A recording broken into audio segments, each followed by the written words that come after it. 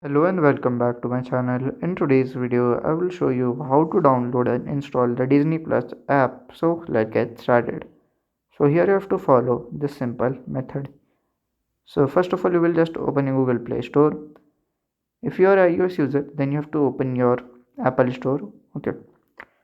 So at here, I will just search for the Disney, yeah, Disney Plus app. So from here, I can say Disney Plus app. I will just click on there.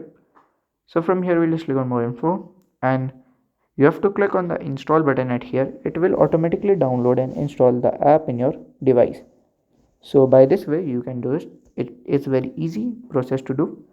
And if you scroll down you can also rate the app from here and read other ratings too. So this is very easy process to download and installing it. So if you find this video helpful, make sure you like, subscribe and share the video. Thank you for watching.